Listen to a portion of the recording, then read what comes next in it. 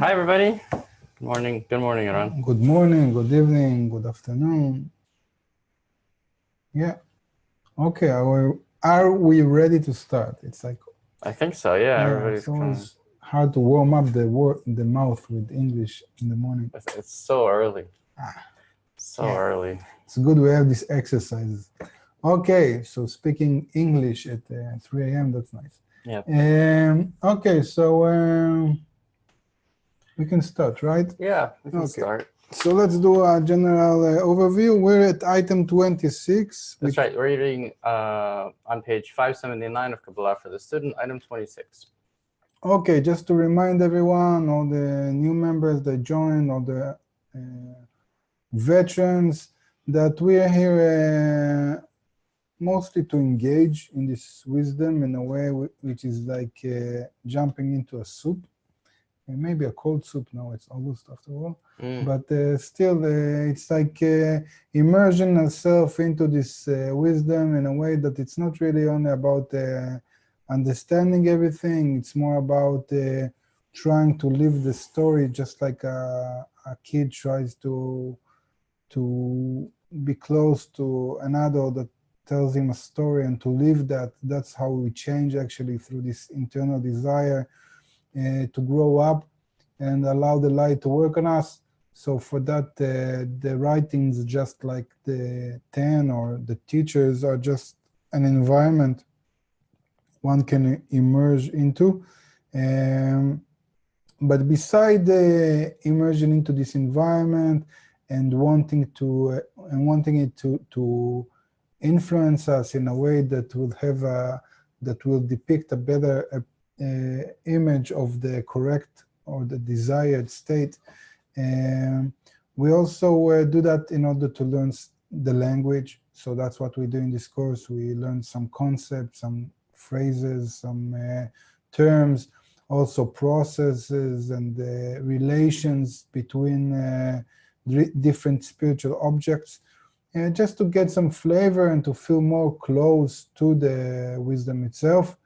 In a way that emotionally would allow us to not be completely annihilated. How would you say? To be annihilated, like menukar. Menukar, to be annihilated to something. No, it's a word, annihilated. I just pronounce it very bad, but work with me here. I'm trying. No, when you feel annihilated to something, that you feel completely detached, disconnect emotionally. Somebody's trying to help me, you see?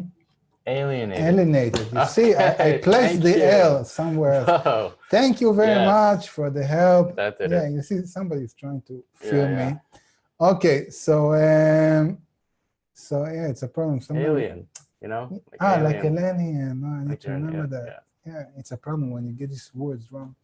Okay, it's mostly words that you read and you don't listen, you know, when you learn the language and you read words and you don't hear them as often. So it's just stuck in your head in a word. Okay, anyway, that's my problems.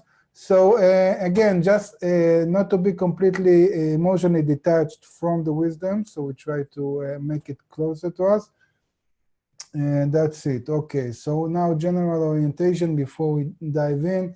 So in the wisdom of Kabbalah, actually, the wisdom of Kabbalah is meant for people that has something that we call a point in the heart, which is some kind of yearning, a desire to reveal something higher, meaning to try to understand the reason or the cause or the goal to their lives, or that have some kind of a sensation about the fact that there should be something higher or deeper in this reality. This is usually how a person starts, or from the basic question of why does it happen to me, referring to egoistic blows in the past, or some kind of lack of control towards the future, or some kind of emptiness in the present. That's usually how we work under the terms of time.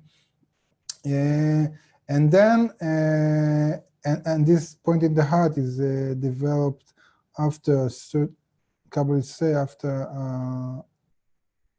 some kind of evolution, and not evolution as in a biological way of surviving and להתרבות. Reproducing. Yeah, like surviving and reproducing through adaptation, but evolution in a way, in a term of some kind of progress of a certain criteria, which in our case is the will to receive. So there is a desire that develops until a person starts to search. And then Kabbalah say that if you start to search and you reveal, and you start to reveal a higher level of חוקיות, cause and effect, laws, no good word for that in English. So it's like a system of laws. So if you start to evolve and you reveal a different system of laws that in like a deeper resolution of reality, then you can start to investigate it. And if you investigate it, you according to the state that you rise above, it means actually your level of consciousness towards that reality, your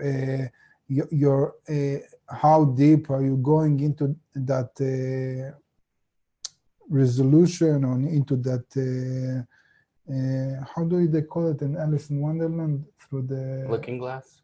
No, like the hole that the rabbit goes, like it's a word in English, like something hole. Rabbit hole. Yeah, rabbit hole. You see, it's logical. It's a rabbit and it's a hole. Yeah. Okay, so depends how deeper you go into this rabbit hole. So in the end, it's about revealing a deep how connected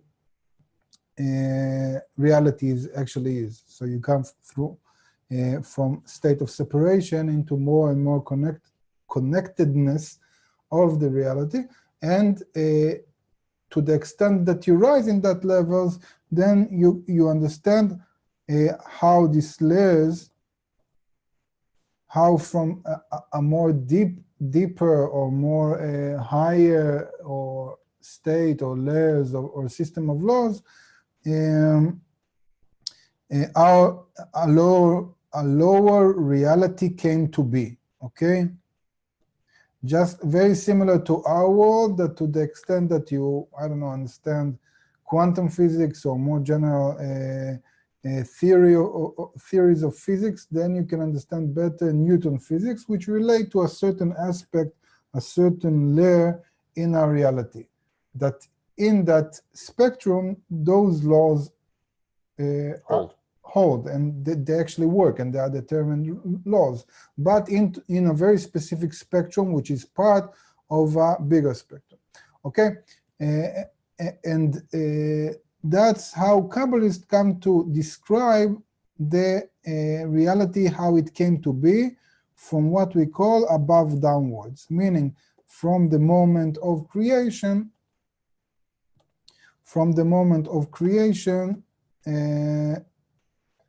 to our world in which we developed in our corporal bodies, or whatever you want to call it, and until we came to the level that we start to, wow, what's going on today? That we start to ascend. Okay, I'm forgetting words. Okay, so in this course, so there are courses in which we talk about how we ascend through the work in the group, in the 10. There are courses probably that you went through in the beginning of your teaching about a more general, like a very high, how do you call it?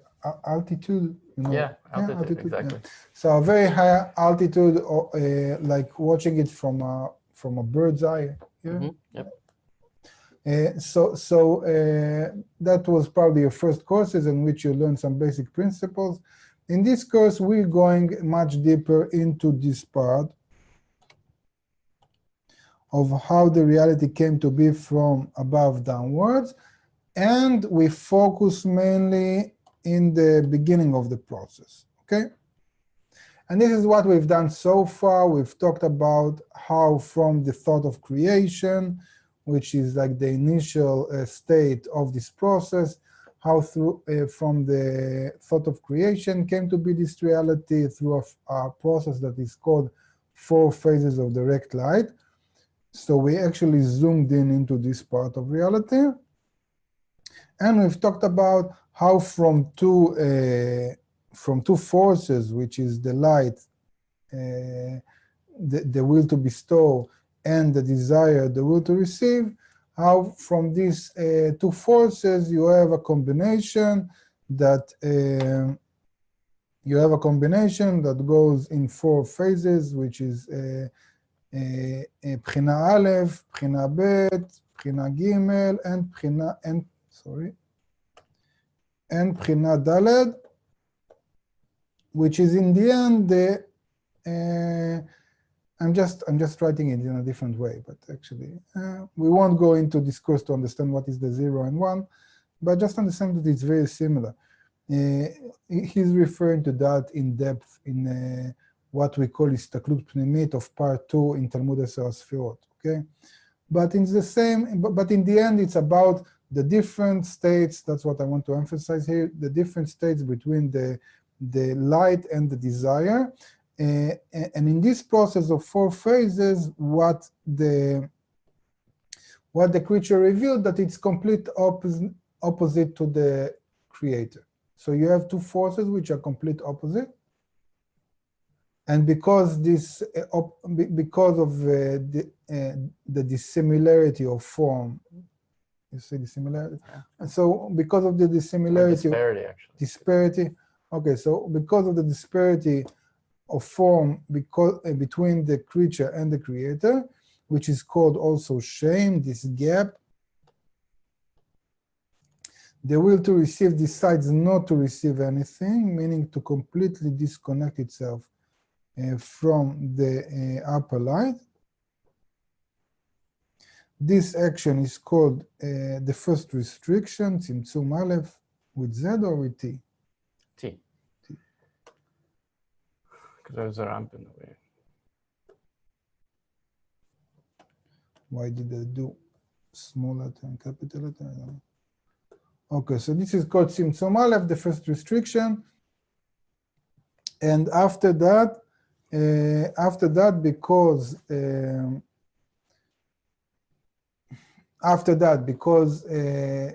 the goal of creation is to fill the creature in a complete way, the light keeps pushing the creature to receive, and the creature finds a new way of reception, a new method of reception instead of the natural desire that it was created with.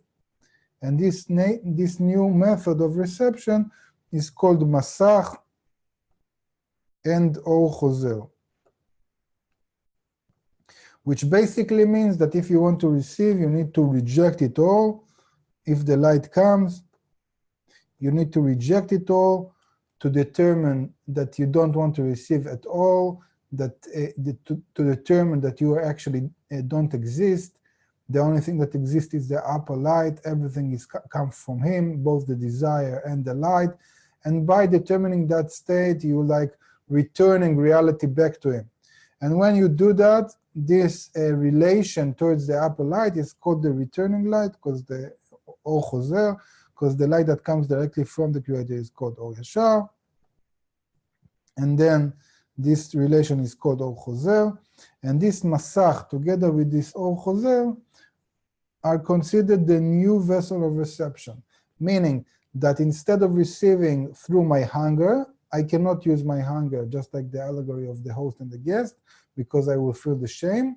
But what I do by rejecting, and because the host keeps pleading that I'll receive, by rejecting and wanting to give contentment to the host, by that I open up a new reality for myself, which is like sensing the desire of the host to give to me. So instead of living in my hunger, which I cannot do that anymore, and this is the only reality I knew so far, I'm hungry, I'm not hungry. I want to eat a salad, I want to eat a steak. I want to drink Coke, I want to drink water. Instead of that, I completely disconnect myself from that reality, and I start to live in a reality in which I try to sense what does the upper force desire is, what is his intent, what are his thoughts. I determine that everything that I feel from inside and internally and externally are his and not my own, that there is nothing of my own. This concept is called none else beside him. And by doing that emotionally, I come to live life actually for him. This is called to be Oved Hashem. How would you translate that? Servant of the Creator. Servant of the Creator, meaning that I reveal that all of creation, from the fact that my metabolism breathes and until the highest thought I can have, is only his work. So this is called the servant of the Creator, that state, okay? So if you work in that state, it is called that you can receive in order to bestow, because everything that you have, you determine it's for his sake. And there are many names, many slogans like doing everything for him. I don't know how you translate into English, but לעשות לשמו, לייחד הכל אליו. Yeah, for his sake, to unite everything. Yeah, to bless on To him. everything you do. There are many names for that. Doesn't matter. But the concept is clear. This method of work is creating a new spiritual object, a new creature in reality, which is built not only from a desire to receive, but from a desire to receive and an intention in order to bestow. This combination of the two, desire plus intention, is called the Partzuf. Okay? And this Partzuf is a spiritual object that works in the spiritual worlds. Okay? So this Partzuf has what we call Or Pnimi, which is the light that spreads after the calculation it did in the Rosh, in the head. It spreads into implementation, which is called Guf, body. This is called Or Pnimi, the light that enters until a place that we call Tabur, which is like the, I don't know, belly button. I don't know how to translate it, if you translate it at all. And this place of the Masach is called Peh, which is like a mouth. And then you have a place that you don't receive in, which is called Sof. And the place that you received in called Toch, meaning the part of my reality, the part of my desires in which I could attain adhesion with the Creator, feel his oneness, feel that everything comes from the same source, that I can relate it all to the source. This is called the Toch. And the part of my reality which I cannot do that I cannot relate it to the Creator, that I cannot unify it all to one place and sense it as one, this is called the Sof. It's the place in which I cannot receive the upper light in order to bestow. This is called the Partzuf.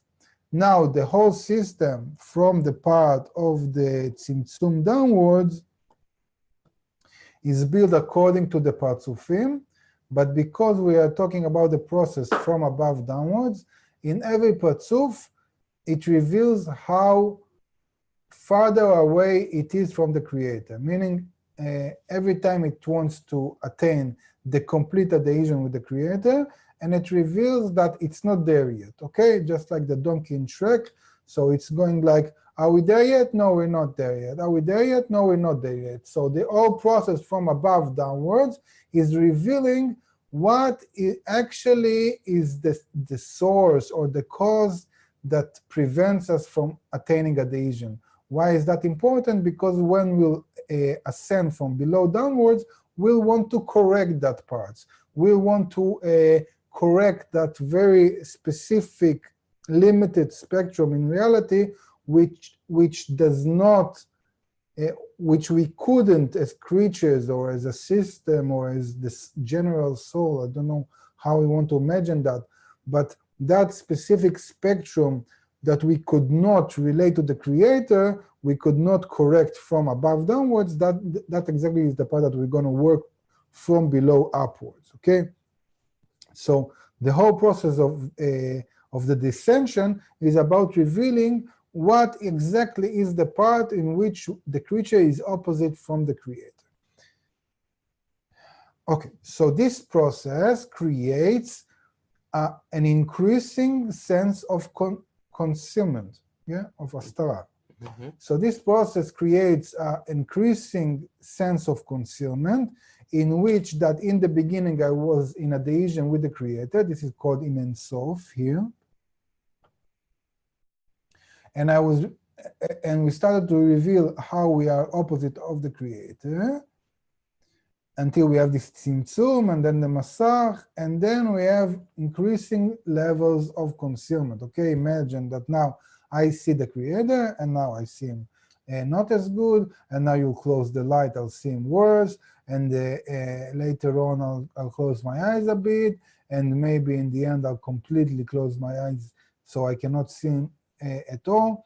And these different levels of concealment that we referred to before as like different layers of or resolutions in the consciousness, in the level of consciousness, or the level of recognizing the system of laws we are in. So these levels are called worlds, because in Kabbalah, because they come from the Hebrew word of olamot, which is like concealments. Okay, so we'll have many worlds, because there are different observations or different discernments of concealments, but in general, we're talking about 5 main worlds according to these 5 states of like this basic DNA, basic structure of the spiritual world. So we call this worlds after the world of infinity, which is the world in which actually all this happened until the Tzimtzum. So this was like the world of infinity. So after that, we have the worlds of Adam Kadmon. They are just names. Adam Kadmon, Atzilut, Bria, Yetzira, and Asiya. And our world, which is like the complete concealment. Now, just like you have this structure of 5, according to this general 5 channels, 5 building blocks, 5 whatever you want to call it, structure that we have from Yud K Vav K, from the 4 phases of direct light. If you're losing me, it's because you haven't watched all the lessons from the beginning of the course, because actually everything I'm saying are things that we went through, just connecting them together, okay? So according to that structure, each world is built of 5 partsufim. So what we have are 5 partsufim. Each one has in it 5 discernments: Keter, Chochmah, Binah, Tiferet, and Malchut, and 5 worlds. So this is our 5 partsufim that have 5 pchinot, in which are, or sfirot, yes, or which are like in 5 worlds. So in total, we have 125 degrees. That's like a way of describing this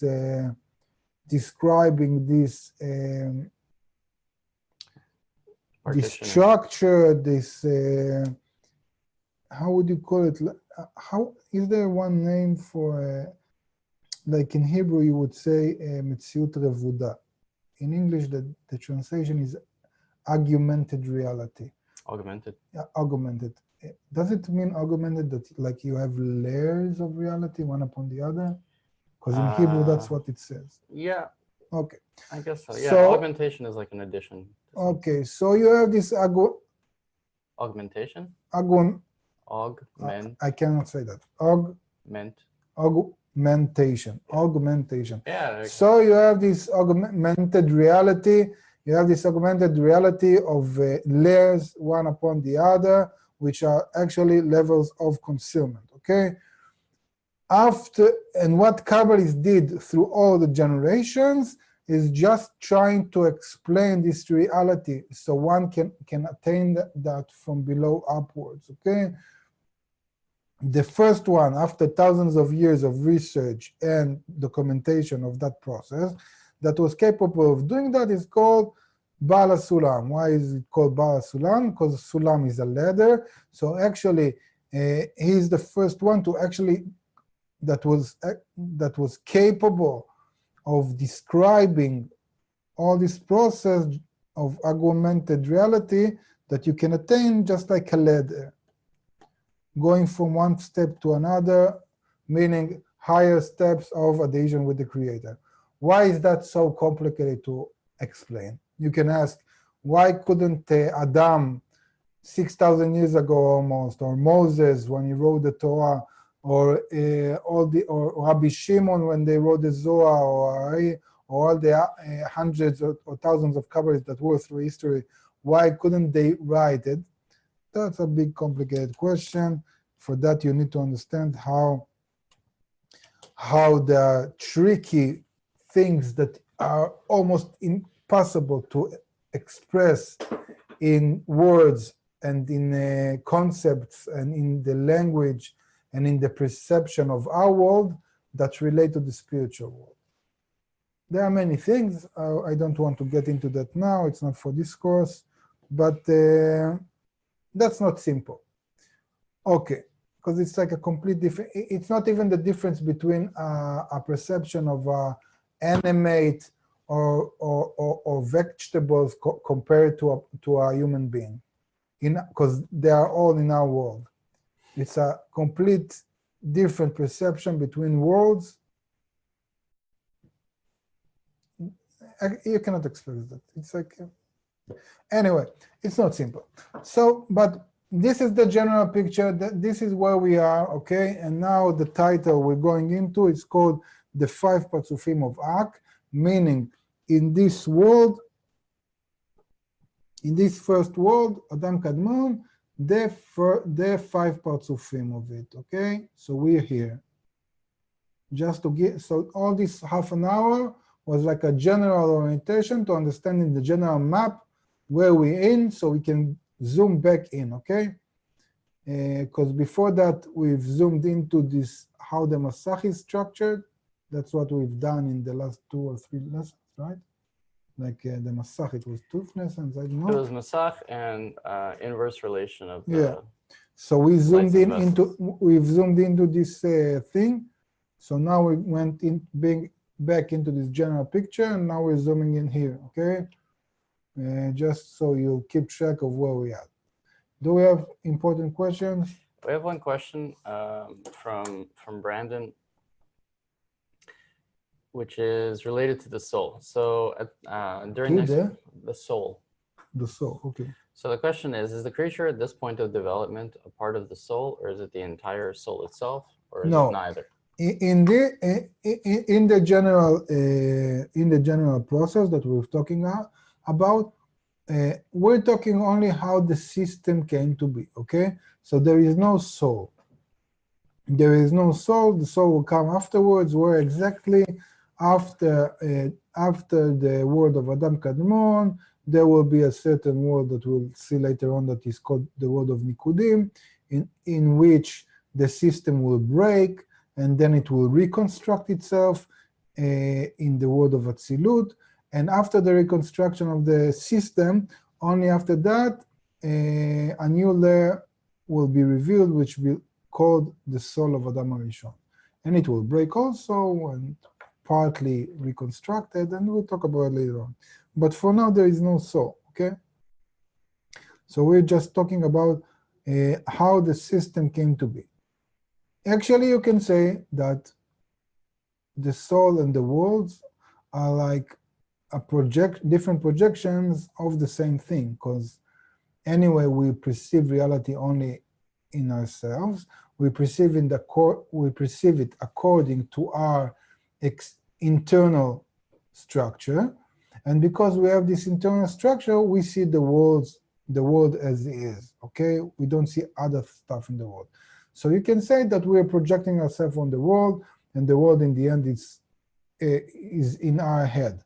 But just like Bala Sulam says, that it is such an amazing wonder that the Creator created us with an external perception in which we imagine a world that is like outside of ourselves, because in that way we can understand better our internality, we can understand better our internal structure, that if everything was internal to us, all of our attainment of reality would be much shallower. You can say shallower? Yeah. More shallow. So it's a problem in English. You need so many words for everything. It's like, okay. So because of that, we have these external worlds. That's why also Kabbalah starts from describing the external system and how it came to be, and only that going into a more internal system. Okay, so this is a very important thing. But in the end, the worlds, the systems, and the internal structure is the same thing. That's something that is very hard for sciences in our world to accept. That's why you see even today when they try to make some kind of breakthrough, or when they try to do in sociology, how do you say? Sociology. Yeah, it's too many S's for me. Too many. Yeah. So anyway, so sociology. So in sociology, when they try to make some kind of breakthrough, they must go into the internality of a person, understand his psychology, because it goes together. Okay.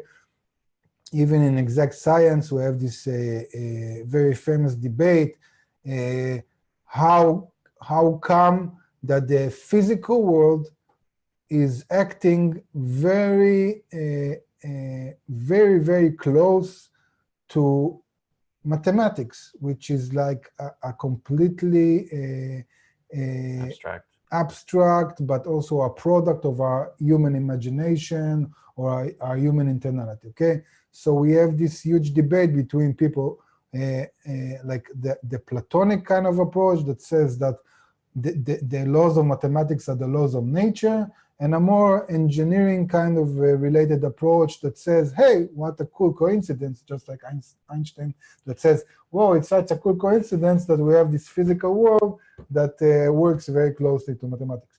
So in the end, the root for that is because there is actually no, we're just projecting our internality on the world. So actually what we're seeing as physical laws, it's the same imaginary product, just like mathematics, you can say. But that is a completely different topic. So let's stay. And also math was kind of developed as a result of physical observations. So but in modern mathematics, it's really hard because you have this all these crazy mathematical theories that. But let's not go into that. Okay, that's not related. And more questions? No, we'll just stick to related questions now. There's a question about Partsufim, but we're going to learn about them right now. So I think we can stick to that. Okay, let's start. So we're on page 579 of Kabbalah for the Student, reading the preface to the Wisdom of Kabbalah under the heading 5 Partsufim of Adam Kadmon, item 26. This, by the way, is kind of review. We read this, we read through item 29 last week. So some of this should have already sunk in just a tiny little bit. You've already slept on this, which is nice. So this is not new.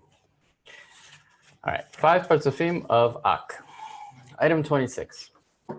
Thus, we have thoroughly clarified the issue of the Masach that has been placed in the Kli of Malchut, the Pchina Dalet after having been restricted, and the issue of the 5 kinds of Zivug Da'akah within it, which produce 5 levels of 10 Sfirot, one below the other. Now we shall explain the 5 Partsufim of Ak, Adam Kadmon, which precede the worlds Abiyah, Etzilut, Bria, Yetzirah, and Asiyah. You already know that this Or Choser, which rises through the Zivug Da'akah from below upwards and dresses the 10 Sfirot of the upper light, suffices only for the roots of the Kilim, called the 10 Sfirot de Rosh, of the Partsuf. To complete the Kilim, Malchut of the Rosh expands from those 10 Sfirot of Or Choser that clothe the 10 Sfirot de Rosh and spread from it and within it from above downwards to the same extent as in the 10 Sfirot de Rosh. This spreading or expansion completes the Kilim called the Guf of the Partsuf. Hence, we should always distinguish two discernments and the 10 sefirot of each partzuf, Rosh and Guf. Okay, so after the first restriction, as we've said, Malchut is left as a black point, meaning that it's completely restricted. It doesn't receive anything. And as we've said, the upper light continues to shine, to press itself for the realization of the goal of creation. And this Malchut has Tzimtzum Aleph, meaning it doesn't receive. So it restricts the upper light. And by restricting, as we've said in this review so far, like 2 or 3 times, it has Or Choser rising from below upwards, meaning it reveals its intention to bestow to the host, and through this revelation, it reveals how the host wants to bestow to it. Okay, this is very important. It also implies to our work from below upwards that you can only reveal the sense of love, of caring, of what we call arvut, of the system towards you, to the extent that you work on the system in the same way. Meaning to the extent that you want to be like a womb towards something which is external of you, your 10, your friends, whatever, to that extent you reveal how how your reality is actually the correct womb for your spiritual development, okay? So by rising this Or Choser, this Malchut reveals how the Creator wants to bestow to it. This is called Rosh.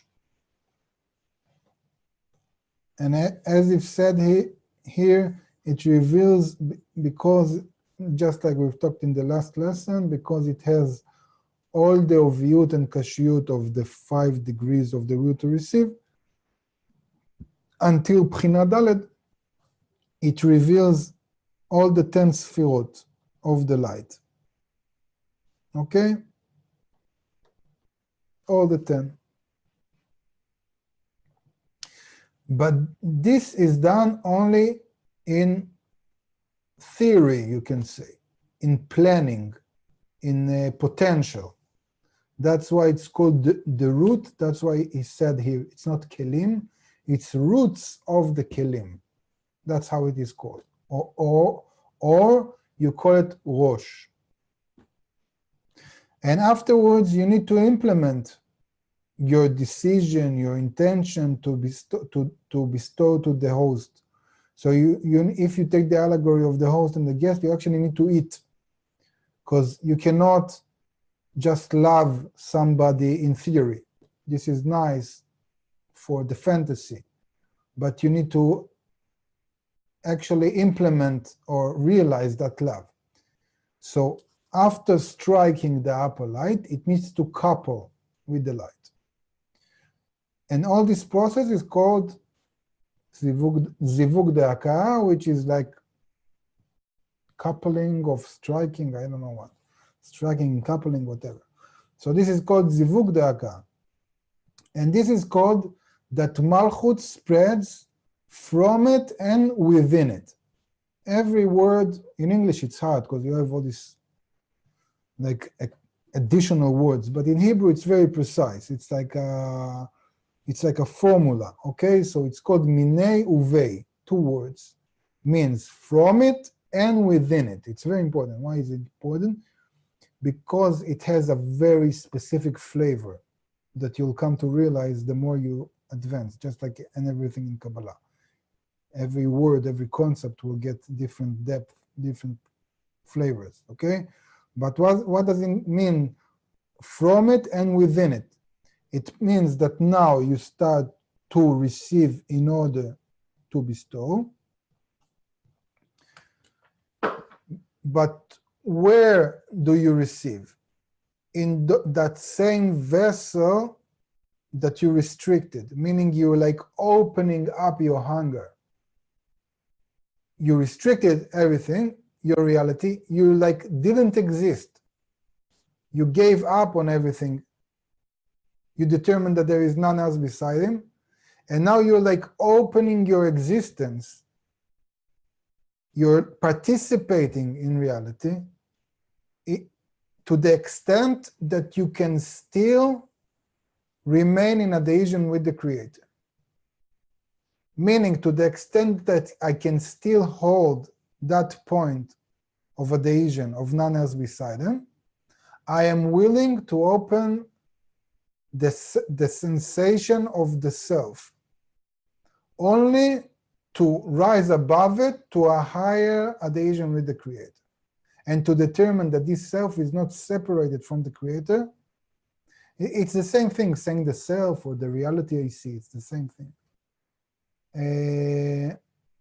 But to the extent that I can rise this point of adhesion higher, okay, above the resistance. So this is called from it and within it. And this is called the toch. And there will be a part in which I'm incapable of doing that, because these desires are just too big, too egoistic, too determining the existence. When I talk about the self, it doesn't exist here. Yes, I'm referring to our reality going from below upwards, just to give you flavors in what the process is here. But here you don't have a self. You don't have all this emotional stuff. Here you have a system going like forces, like one strikes the other, like cause and effect. Boom, boom, boom, boom, boom, boom, boom, boom. Result, which is a cause to the next effect. Okay, it should be okay. Don't get confused. Don't ask about things that are related to our process, because it's not here. I'm just saying that I'm giving you like points of references, so you'll have some kind of emotional grabbing into this process. But it's very cold, okay? It's very like no emotions, laws. Mechanical, yeah. Thank you. So this is called the taboo. And below that, you have the part sof, in which you cannot receive.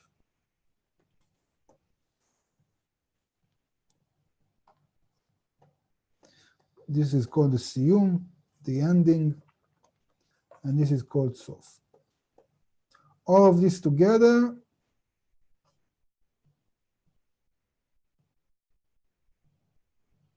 is called guf. Okay, and guf plus rosh plus guf. How do I take it back now? up here, right? Yeah. It's getting worse, Dan. I'm not as good at that as you are. How do I take this thing back? You don't see it, but now actually what happened is that The toolbar. Yeah, the toolbar went in, and it's like, okay, I just moved the drawing a bit. None else reciting. Okay, so you have this rosh plus guf. Both of them are called the potzuf. Okay, so this is terminology. So actually what is said that now we're gonna explain the 5 patzufim of Ak, which are that come before the 4 worlds of Atzilut, Bria, Yetzirah, Siyah, just like we talked about in the general orientation before. And you knew that this Or Chozer that rises through the Zivug of Akara from below upwards and dresses the 10 Sfirot of Or Elyon, dresses or clothes, is a very also a very deep concept that we've talked a lot about last lesson or the lesson before. And it's sufficient only for the roots of the kelim that are called 10 Sfirot of Rosh Potzuf. This is what you see in the drawing. Okay, this is called the 10 Sfirot, the 10 roots of the kelim, which are 10 Sfirot of the Rosh. And in order to complete the vessel, this is the vessel, The Malchut spreads in it and from it, from above downwards. Okay, so when we talk about Rosh, we say from below upwards. Okay, wanting to say from the creature towards the creator. This is like the intention. And when we talk about the implementation, about the goof, we call it from above downwards. Okay, there is no space in spirituality. There is no up, down, left, right. These are only concepts that come to convey emotional things, or like relation between the light and the vessel. Okay, and these are called the 10 sfirot, in which of the goof, in which the kelim are completed. That's it. 27. Can I add something? Sure. What I wanted to add about this, this concept of the light kind of spreading within and engaging the kelim of the hunger, is that when the or choser, when it clothes the direct light, and we say that it creates the new kelim, it becomes the roots of the kelim. It means that it fundamentally changes the way that the creature receives pleasure, I guess you can say. And the goal is to receive pleasure, right? The creator created the will to receive, to bestow to it. So if we take like the desire for, let's say, steak, which is our kind of canonical example. So in the beginning, the guest originally wanted the steak because he was hungry and he enjoyed it more than anything. And then after the tzimtzum, the steak was no longer, it was canceled. It was disqualified as a direct source of pleasure. In other words, I can't eat the steak for my own sake. And since then, but the creator or the host continued to kind of offer the steak to the guest. And then the or choser, the returning light that clothes the steak, now with the guest's intention to receive it for the sake of bestowal, changes the nature of the reception of the light into that desire. So when we say that the or pnimi comes in, like the light descends below the screen, it's not that okay, so I've decided that now I can have the steak for the sake of the creator. Click, I check that box. Now I can go back to enjoying the steak for my own sake. It doesn't work like that. Like the or pnimi it enters a fundamentally different kli. The kli is now from the or choser. It's a brand new kli. The desire for the steak, the hunger itself, is engaged. It's like an intrinsic part of receiving the light into that desire. But now the kind of like the pleasure of the steak itself, or the steak as a vessel, the desire for the steak as a vessel is now clothed in something much more. And that clothing process is actually the whole, it's the mechanism by which the creature and the creator themselves, they amplify kind of the magnitude of all these desires. Because the steak itself is like this tiny, minute, limited, finite desire, whereas by clothing it and involving the creator and engaging like the relationship between the creature and the creator, the magnitude of the desire increases and increases and increases to what we call infinity, or by 125 steps or 613 desires. This increase is really like the clothing of it by the or choser is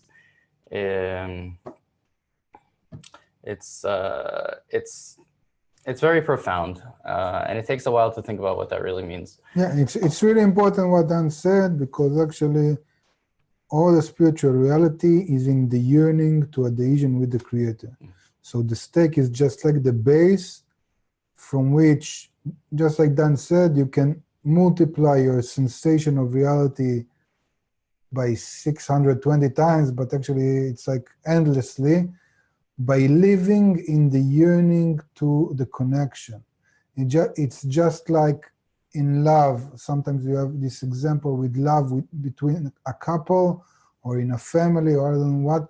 It doesn't matter what you do. It doesn't matter what you eat. It doesn't matter the sort of connection you have. These are all external stuff to the internal yearning of connection, of oneness. And in that you live. This is the spiritual reality. You live in that, in the direction to be in the creator, in this eternal flow, together with that, to just cleave to it, to breathe its breath of this general law. You know what it's like is like we can think of the steak, that tiny little egoistic desire, as you know, in the so they have these mountain lakes, I think, like somewhere, or you know, you can do this in a lab also, but there are whole lakes that in the winter that they cool down below freezing all the way down, and the water is like below freezing, but there's nothing to precipitate actual freezing. And if you drop like a pebble into a lake in this situation that, you know, that has remained otherwise undisturbed, then the moment that you drop it in, it drops in, and that perturbs the water just enough for the entire surface of the lake to freeze over. You know, or in a glass, you can also do this in a lab, where you can drop the temperature of the water very, very cold. So that tiny little spark, that it's not really a spark, but that tiny little imperfection, that impurity inside of the thing precipitates this entire system. So it's required that impurity to build this enormous kind of connection between the two. All right. 27. Yes, item 27, page 579. In the beginning, the first Partzuf of Ak emerged. This is because immediately following Tzimtzum Aleph, when Pticha Dalet was banned from being a receptacle for the upper light and was erected with a Masach, the upper light was drawn to clothe in the Kli of Malchut as before. Yet the Masach in the Kli of Malchut halted it and repelled the light. Through this striking in the Masach of Pticha Dalet, it raised Or Choser up to the level of Keter in the upper light, and this Or Choser became a clothing and the roots of the Kelim for the 10 Sfirot in the upper light, called 10 Sfirot Derosh, of the first Partzuf of Adam Kadmon. Subsequently, Malchut with the Or Choser expanded from her and within her by the force of the 10 Sfirot Derosh into 10 new Sfirot from above downwards, and this completed the Kelim of the Guf. Then the full measure that emerged in the 10 Sfirot Derosh clothed in the 10 Sfirot Guf as well, and this completed the first Partzuf of Adam Kadmon, Rosh and Guf. Okay, you just described what we've talked about, and this process, and this first Partzuf of Adam Kadmon is called Galgalta.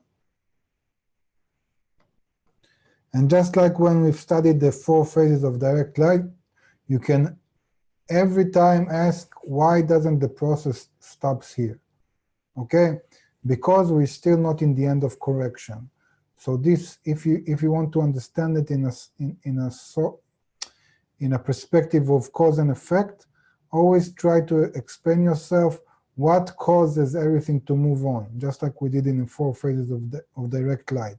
What caused the first phase to move to the second, to the third, to the fourth, to the Tzimtzum, and now to the first Partzuf of Adam Kadmon. And now you can ask, okay, so what will make a second Partzuf of Adam Kadmon? So this will give you some kind of sense of a process, at least understand it in a very primitive way, you know, just like a kid throws something and he sees it breaks, okay? He doesn't understand physics laws or what if done exactly. You just understand that if I throw it, it breaks. So it's a very primitive kind of cause and effect. Okay. Do we have questions on this? We have a question from Dan related to I think the Itlapshut of the Or Choser. Is it like a feedback loop? Feedback in what source? In the sense that the creature bestows to the creator bestows back to the creature, and it's like this loop that kind of continues. Yeah, that we don't actually receive it. That we don't actually receive what? The pleasure into the desire. That's what I'm trying to explain. Think of, because if you receive a feedback, it's reception. It's about receiving, not about bestowing. So I think the feedback is that if you have, if the creature is receiving for the sake of the creator, so I mean the creature is bestowing to the creator and the creator is bestowing to the creature, then there's no limiting. I think this is accurate, because if you, I would be careful, even if it could be incorrect in some sense. I would be careful of going into that place, because it's a very egoistic perception. It's like, like defining love by me giving everything to you and you giving everything to me. This is not love. Love is me giving everything I have, and somehow somebody would love me. But this is a more correct way of doing that. Because bestow is about one direction. If you're looking for the feedback, then you're immediately in reception. So you can ask, so how do I know that I'm bestowing? Oh, you don't know.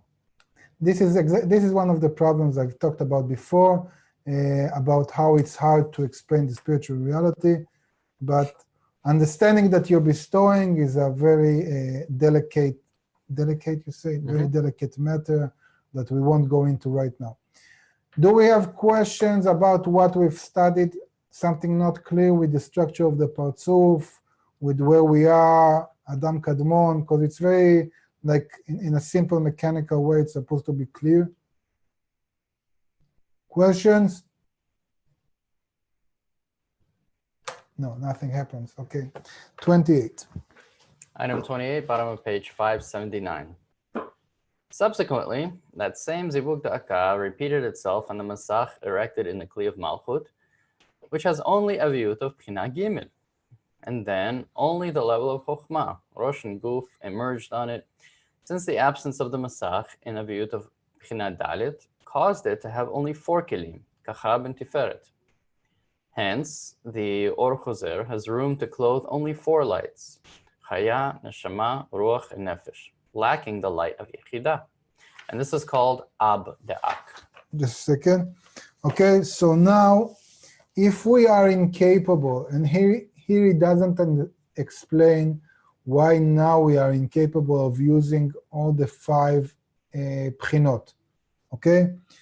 But he's saying that if now I cannot use all of my desire, meaning I cannot use the desire for meat, so I'm left only with the desire for a salad, soup, potatoes, and fish. And I've lost the desire for meat, okay? If you're vegetarian, I don't know what's like the top of it, like soya, I don't know. Okay, I don't know. So, if you're losing this desire for meat, you cannot actually clothe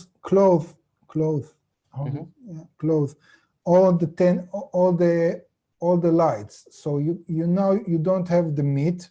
So if you cannot open the desire for meat in order to bestow, you're like blind to the meat. You don't see the meat on the table. This is like a security mechanism, okay? Because if I cannot use the desire for meat and I'll see meat, it's a problem, okay? So in spirituality, it's very simple. You don't have a desire, you don't see it. It's just like now, we don't have a desire for adhesion with the Creator, we don't see Him. Okay, it's very simple. So now, if you're losing the biggest desire, now you're clothing to the not to Keter, just like it was here, to the top, but until Chokhmah. So when you'll receive the light, in order to bestow, it will be 1 light less. Okay, just like he said here, Nefesh, Ruach, Neshama, Chaya, without the light of Yechidah. Okay? And later on, if you'll be able to use only the desire for fish, so you reveal just the light of Binah, not Keter. No, I'll draw it here. Not Keter, not Chokhmah. Of course, they still exist. You just don't have the desire for it. You don't reveal it. So you cannot use it in order to bestow. But only Binah, so you can only eat the fish in order to bestow. So you have only the lights of Nefesh, Ruach, Neshama. You're missing Chaya and Yechidah. Okay? It's supposed to be mechanically simple. The only thing that is missing here is why does it happen that we're losing a vessel? Why are we moving from one another? But first, let's have the general picture. And then if I can use only the desire for a soup, So now the light comes, and I attain from it only the light of only the sphere Tiferet, okay? So I don't have Bina, Chokhmah, or Keter, meaning I'm receiving now only the light of Nefesh, only the lights of Nefesh Ruach in order to bestow. And then later on, I'm left only with the smallest desire for a salad, or for a ketchup or whatever. And then the light comes and you attain from it only the Sfirat HaMalchut.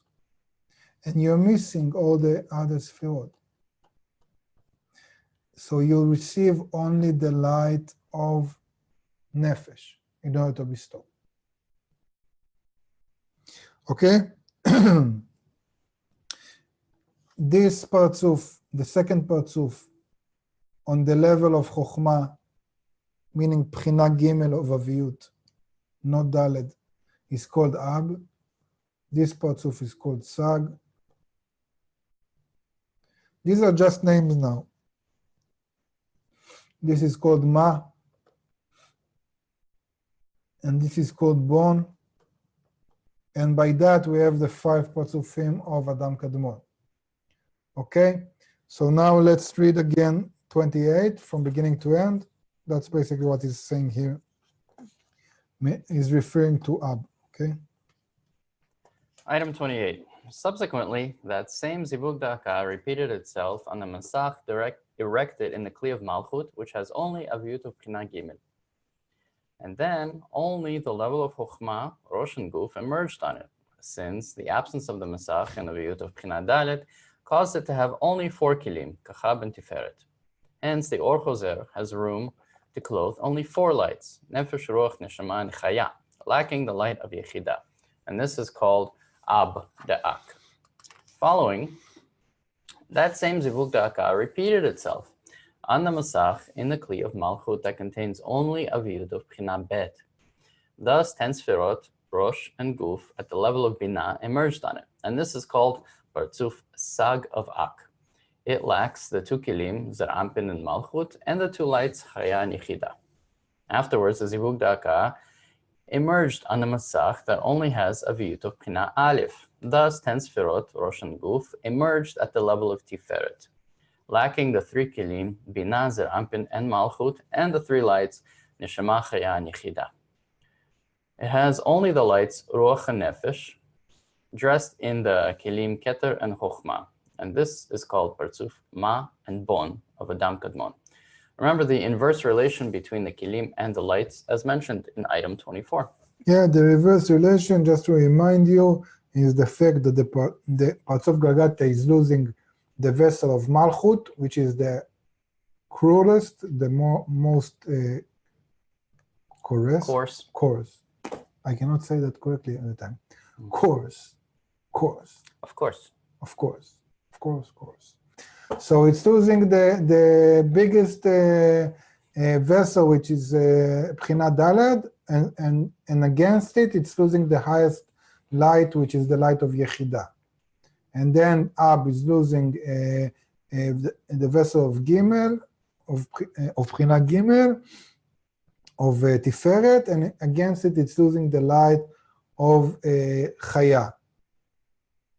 Okay, although against the Bchina Dalet vessel, you should have lost the light of Nefesh. But okay, just remember that. That's what he says here. 29. Item 29, page 580. Thus, we have explained the emergence of the 5 Partzufim of Adam Kadmon, called Galgalta, Ab, Sag, Ma, and Bon, one below the other. Each lower lacks the higher Bchina of the upper. Thus, Partzuf Ab lacks the light of Yechidah. Partzuf Sag lacks the light of Chaya as well, which its upper Ab has. Partzuf Ma and Bon lack the light of Neshama, which its superior Sag has. And this is so because it depends on the measure of Aviyut in the Masach upon which the Zivug Da'aka occurs. Yet we must understand who and what caused the Masach to gradually diminish its Aviyut, Bchina by Bchina, until it divided into the 5 levels that exist in these 5 kinds of zivugim. Okay, this is what we'll do next time, but you can learn from it how Bala Sulam teaches, okay? So first of all, I say that I have, you can say that we have a cow, a sheep, a parrot, I don't know what, like an ant, and then they are similar in a different sense. And it doesn't explain what is the difference between them, or it does explain here what is the difference, but it doesn't explain how one becomes the other. What I want to show that he Differentiates? how do you say these words? Like I know what I want to say, but I cannot say the correct. Pronounce the differentiate. There you go. Differentiate. Okay, so it differentiates the what to the how, okay, or the certain objects to what is the connection between them, okay, what is the relation between them. This attitude towards studying Kabbalah is maybe the most important thing you can take from this course, because one of the main obstacles of students, when I talk about students, it can be even somebody that studies 20 years, is that when you engage with Kabbalist texts and you try to, you can say encompass, like grab it all. Like, okay, and when you try to encompass it all, you get completely lost. Because Kabbalists talk in a very, like, not slim, like, you know, like you have like narrow. Yeah, but it's not like narrow, you know, it's like without the fat. If you want to say about concisely a meat that is not without the fat. Lean. Lean. Oh, thank you. Okay. So they're talking in a very lean way. Okay, they're like cheap in words. Okay. Succinct. What? Succinct. You stick with that. I cannot say. I won't even try. We have 20 minutes. So we have this lean way of talking. Okay. So if you try to explain if you try to grab the whole concept, the whole thing, you get completely lost. And then you have this question of how is this related to that, to this, to that. And usually Kabbalist talks in the same words, okay? So you have this, it's like, you know, it's like a vocabulary, sometimes it looks like of a 10-year-old. So you have this thing called Malchut, and this is Malchut, and that is Malchut, and this is, and they're completely different things, but they are Malchut because there is a connection between them, because they relate to one another. It's very similar to like symbols in mathematics. So you have X and you have Y and you have Z, but they are like variables. They can be anything, okay? So just to save you a lot of agony, try when you learn Kabbalist text, understand the what, and then to a very limited way, try to understand the connection between them.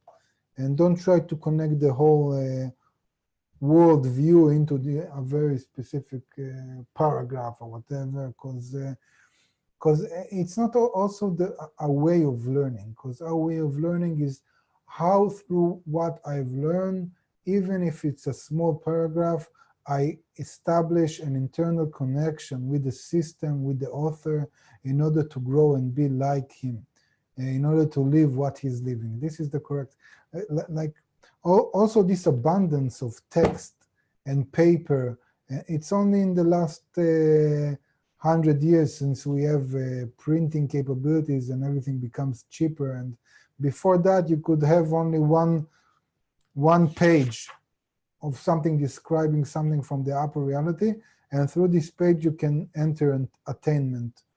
So you need to, it's good to remember that. Okay, questions? Yes, there are some questions.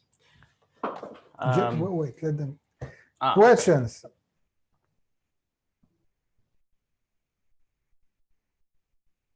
Okay. Yeah, I have a question. Oh, yeah. Can you go into more detail about what you just said. For example, they talk in a lean way. So you're saying we should just understand what a partsuf is and then and not try to generalize that to the entire system? Hold a general view of where we are, just like we did in the review. Okay, so you can hold some kind of general reference to understand where we at, and it's good sometimes to go to this general reference, but stick to the item we're in. Okay, just try to understand it like you don't know anything. Okay, always remind yourself that Kabbalists had a prayer to forget everything that they wrote, that the Bala Sulam like burned maybe 50 to 80% of what he wrote. Okay, it's not actually about the material, it's about having the engagement, the internal engagement with the author. Okay, so I understand that in the beginning, and when I say the beginning, it can take a few years until a person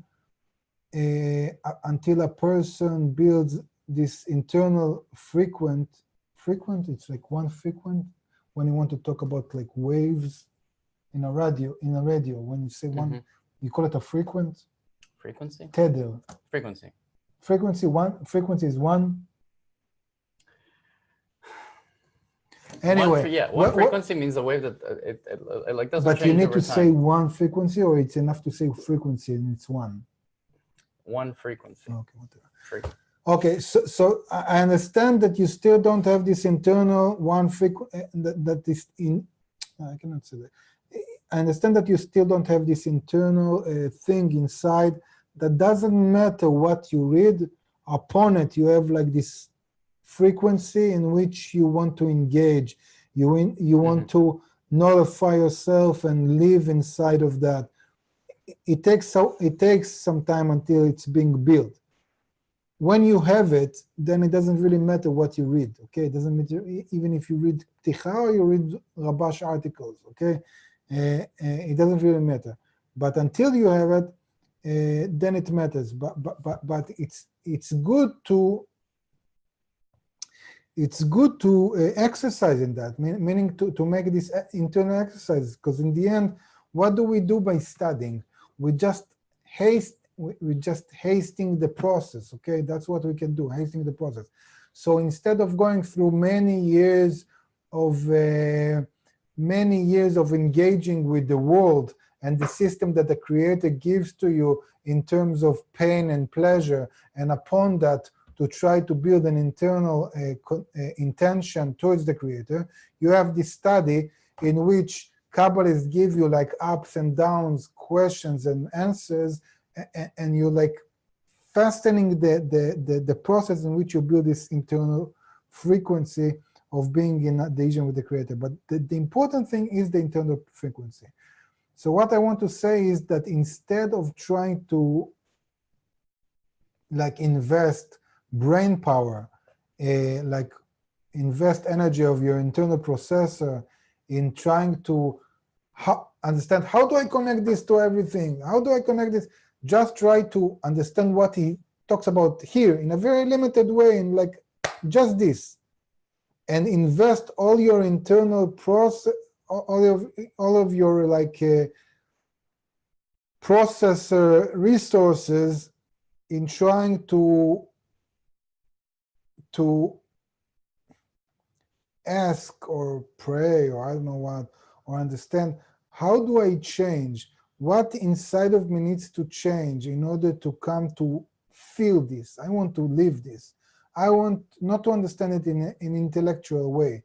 I want to feel this just like I feel if now my back hurts or not, or if it's cold or hot. I don't need to think about it.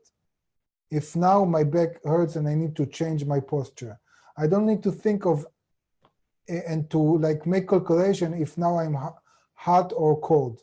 I just live it.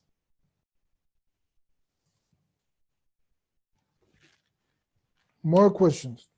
Hello, Dan. Hello, Aaron. Thank you a lot. It's Marcel. So, Aaron, how can we what's the technique to get into that frequency with the Creator? Is there a way?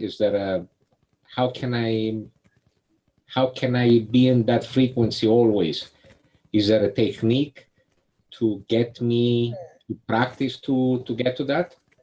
Yeah, it's not a technique. It's all the method. It's about that. It's just like we've learned here. In the beginning, the creature had a direct connection with the creator. Because it cannot deal with the oppositeness.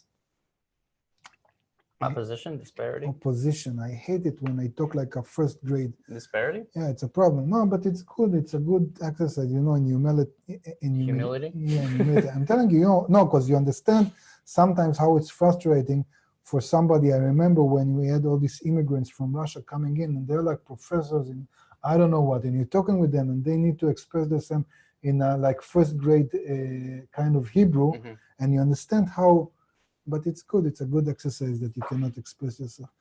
So anyway, in the beginning, you have this complete oppositeness between the creature and the creator, between the vessel and the light. And in order to deal with that, all we've studied before is about, in the process from above downwards, is about how we have intermediate system come into place between the creature and the creator. So when we're talking about all these worlds, what is a world? A world is a level of concealment. It's some kind of intermediate mechanism that come to translate or come to be as a buffer between the upper light and the creature, so the creature can actually exercise itself on the system in order to be similar to the creator. And later on, we'll see that inside this world we have a soul, which is which is another buffer.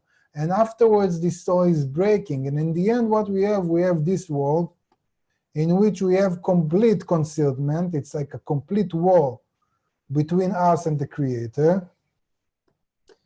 And all this world, Kabbalah said, that we see in the five senses are him, just like how he, like a buffer, how he performs, or how, like his external clothing towards us. And because we are incapable of working with all this world, so we have inside of it humanity, and inside of humanity, in the end, we have this group, and in this group that the Creator chose for us and brought us into, and inside this group, we have a 10. And that's it. In the end, it's very simple, the method. You need to completely nullify the self. When you nullify, where I want to say it correctly because it's like a very good formula, but it's a lot of words to translate. But where the self ends, the creator starts. Because to the extent that you entered a reality that there is no I or me, or I don't know what's the correct word in English, but to Self. the self. Okay, so where there is no self, there you start to sense none else beside him. This is the whole method. This is the whole practicum. This is like the whole practice. This is what you need to practice. This is what you need to exercise. But because you cannot do that in relation to the egoistical world, you need to do that in a 10. What is all the method in a 10? It's again very simple. It's like imagining that the friends, meaning what is external of you, is higher, is corrected. Imagine yourself as the lowest. So you're imagining that you're like a 0 and they're like a 1. On one hand. On the other hand, you need to fulfill them with the greatness of the Creator. You need to act in that, although you don't have that. So you imagine that you're like the 1, bestowing to them, and they're like the 0, because they like need your acting in they need security from you, the greatness of the Creator, and whatever. And from acting like you're below them and you're above them, you come into a state that you're like, that all of you are equal. And there is no difference between you and them. And inside of that, you have all this method that everything that comes to you in life, it's not your own state. It only comes from your position in the system, and that the creator doesn't relate to you in a personal way. It only relates to the system itself, to the whole buffering system actually, and you just perceive part of his attitude according to your, again, position in the system, and according to your role, and according to how you perform in that system. And everything comes from that, all the articles about nanas beside him. But in the end, the practicum is very simple. Simple to understand, not simple to perform, because to perform that, you're incapable actually of doing that. You need the upper light to do that. But because it's completely opposite of your current nature. So Lucian had a question. He's driving right now, it looks like, so I'll ask it for him. How best to describe the quality of light? How can you learn Pticha when you're driving? This is like... That's how I learned it, actually. Yeah, it's like dangerous stuff. I don't know, maybe it gets into subconscious kind of way, so you understand it better. I think I racked up like 300 hours of Pticha while driving. Something like that. You need a long commute to learn Pticha. That's the bottom line. You didn't fall asleep? It's like... Are you kidding? It's so exciting. Yeah, okay. I hope it won't be get like out of law, you know, like cell phones while driving. Yeah. Okay. So how best to describe the quality of the light in terms of measurement? Like, what's the difference between the light of nefesh versus yichida? In other words, in terms of measurement, what's the unit? Is one more intense pleasure than the other? Yeah, you can say, but first of all, you measure the light only according to the vessel. Now, again, like the basic, like the most primitive way of looking at it, it's in a quantitative way. It's like a child that says, "What's a pleasure? 1 candy. What is more? 10 candies. What is more?" It's like a store of candies, okay? It doesn't matter that you'll puke after eating so many candies, okay? But it cannot grab like a change of qualitative pleasure. It's a different level of adhesion with the creator. It's like an apple versus a Snickers bar. That's so stupid to say that, yeah. But it's like, I don't know. It's like, you know, it's like, what we're talking about. I don't know. It's like, yeah, you can say that it's like drinking water when you are in Europe, or drinking water when you are in Israel, August, or drinking water after being in a desert for like, so it's a different pleasure, but it's even not like that. It's, like I don't have a good example. It's like feeling alive. Okay, so what does it mean to feel alive? So it's like, what is the sensation of life? So if you're sick, so you say, oh, to be healthy, it's just being alive. But if you're healthy, you don't feel in that anything. And then you come to realize, what does it mean to feel alive? So maybe it's attaining a certain goal, and then you see that it's not that, something that you worked for many years, and it's not that. Maybe being alive, it's suddenly understanding something that I couldn't understand. Maybe feeling alive is something like sometimes feeling this huge feeling, I don't know, when I go into nature or something. There is nothing in our world to compare to that. You can kind of think of it like the senses, if I can interrupt. Like it's like the lights or the vessels are different senses, right? Like you can enjoy, let's say you're watching a movie, you know, you can still hear it, you know, without being able to see it, for example. But if you can see it, then you get like a whole different like dimension of pleasure out of the movie, something like that. So when you engage these senses, it's like it forms a more complete picture. Maybe you can think of it that way. I don't know. Try to imagine. It's good to imagine that because it's good to play with that. It's like it opens up like internal vessels. That's why I'm That's why I'm wasting time on this. I'm trying to find.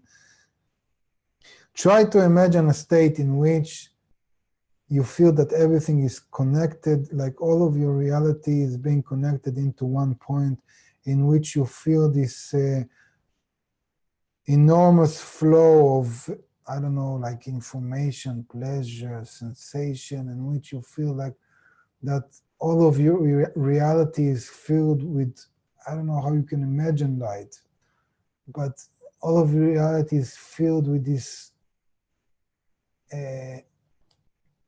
ecstatic kind of sensation, but not like uncontrollably, but that you're on top of that. You're like riding this wave. You're one with that. And every time this sensation is becoming more and more deeper, it seems to you that what you sensed in the last time was so primitive, was like, it was like a child sensation of what is life. It was like a first grade exercise that you solved compared to where you are now. And it's funny to the extent that in every time you feel like what you've been in the last time was like a child game. It was like playing in dirt and thinking that this is life, and now you're like somewhere else, and this great gratitude for this new level of excitement and whatever. One thing I can add is that it's important to disconnect from the tendency to think that one is better than the other. Like, the light of nefesh is good, but apparently the light of chaya is even better, and ruach and nisha. Like, if I get yichida, then that's the best. It's not like levels where you advance and get promoted and get like, there's no gamification. There's no like. There's none of that. We're just describing a system, like a mechanical system. This is how it works. So the goal isn't to get the most light that you can or get to the highest degree that you can. It's no, it's also like in every level you have all the lights, even the smallest level Right. of spirituality. Nothing is absent. It's just different layers of a sensation, okay? And it depends on what sensation can you relate to. So again, I'm saying, do you relate, when you talk about life, do you relate to your metabolism? So now I ate a good meal, and now all I feel is how my blood go into my stomach, and now I want to relax. I take a cigarette, I have less oxygen in my blood, and then this is like, oh, this is life, okay? Or maybe later on you identify yourself with the body, and maybe later on with the brain or some kind of intellect, or with something higher, or sometimes you go into nature. This is the closest thing I can, so you feel that there is something bigger than yourself, some kind of what people call a religious experience, something external of yourself. I don't know how you can imagine in the corporal world. So it depends on what level you relate to yourself, but they all exist. They coexist in the same state every time. So we have about 2 minutes left.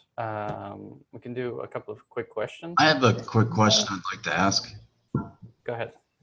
Is each individual, or I should say, does each individual pleasure have its an individual vessel of reception?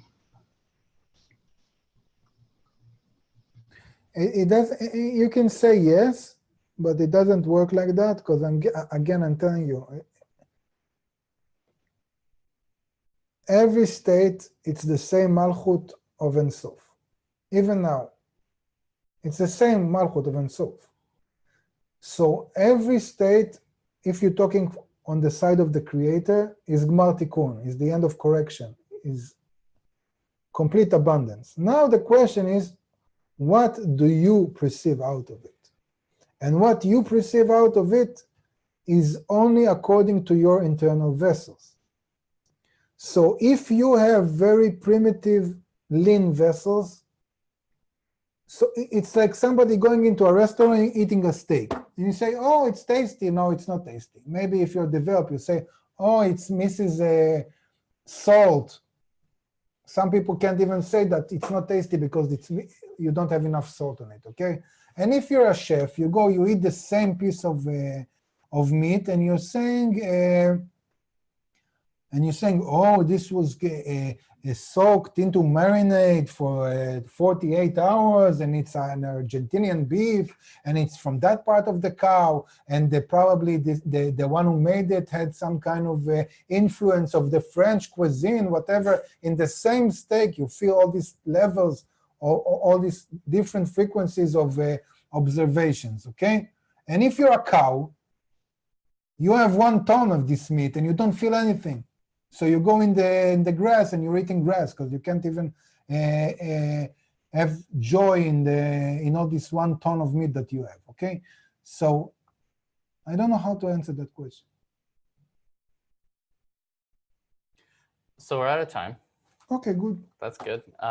There's some more questions left. You guys asked a lot of good questions. You can save them, kind of write them down, ask them next week. They'll be relevant next week for sure. Next week, we'll start with item 30 on page 580. Announcements. Yeah. So coming up on Thursday is the graduate lesson with Mike. And on Sunday, we have the meeting with friends. That's that. Don't forget to check your forums and the grad environment archive. Yeah, and we have this very cool retreat coming up on October 5th to 7th. So if you can make it, this is a really good chance. First of all, I saw the picture. It's a very cool nature, you know, very cool nature. Yes. Yeah. So if my wife wouldn't be expecting, maybe I would go. But since our 3rd child was born when I was in a Congress, since then I have a curfew of. You don't want to maintain the tradition. What? No, my wife would let me, but she prefers not to. So this time I'll respect, because yeah, it's a long story. My 3rd child was born when I was in a Congress. It's like, doesn't matter. So actually, what I want to say is that this retreat is going to be a very strong experience. I remember being in my first American Congress was in the Catskills Mountain there, which was like amazing nature, make you feel like a Pocahontas or something with all these trees. Yes. But like, yeah, it was like a Disney movie. It certainly does. So I'm sure that if you go, it will be very good experience, just like any spiritual event. Too many words are useless. Better go. Like, that's what I do usually. If there's an option, you just go. All the calculation later on, you just go, and then you see later on that it really helped you in, like, yeah. It's like there is something very cool in these intimate meetings. I can recall some in Europe, some in like snowy forest, like crazy places we've been to. But still, it leaves you this very strong impression, like, and it really helps. So if you can, just go. Later on, you'll understand why. Yeah, so it's taking place in the Poconos, I think, right? Yeah, Pocono Mountains, which is in Pennsylvania, in October. So if you have the opportunity, check it out. It's very nice. Yeah. Everything in Onside, basically. No, I would really go there. Like, I really like this North American nature. You know, it's like on the East Coast. Actually, in October, I think you'll have like really nice foliage there also. Like trees, really nice what? Foliage. Yeah, like shalechet. Yeah. No, it's really cool. It's like like I remember when we went to a trip to Europe, so we went to Romania, and we've been to a place that we went into a forest, and then we came back, they went like, you know, you're crazy, a week ago there was a bear, and then they told us that Romania is the last place that you have bears in the wild, yeah, like besides, not talking about Russia, like Europe. Mm-hmm. Europe. So I've been talking to an American guy, and he said, you know, like we have this, we have all these bears going on, you know, it's like, and you understand how this nature is cool. Yeah, we need to. Sometimes we'll do coast to coast. You know, me and you. We'll go from place to place. Like I have this tradition for the last 7 years. We just go to travel where there are friends. So we'll just travel from one friend's place to another. Yep, New York, Chicago, San Francisco. No, and somewhere in between. Also what we have in Salt Lake City friends, right? That's right, St. Louis. Yeah, in St. Louis. We can find place We're friends there. You'll see. We'll need to do that. And then we'll document everything on a blog. Yeah. It will So be stay cool. tuned for the tour. Yeah, maybe when we'll be old and happy. Okay, you should write it down then. We should do that. All right. I'll put Okay, it on that's the it. calendar. We're late. Yes, we're very late. Sorry, everybody. We're going to head upstairs. Lesson is ongoing. Daily lesson. You can tune in at kab.tv. Maybe you'll see us. Maybe you'll see Iran asking a question. No, I'm not asking questions. No more questions. No. Okay. All right. So we'll see you next week. Bye, everybody. תודה, נתן.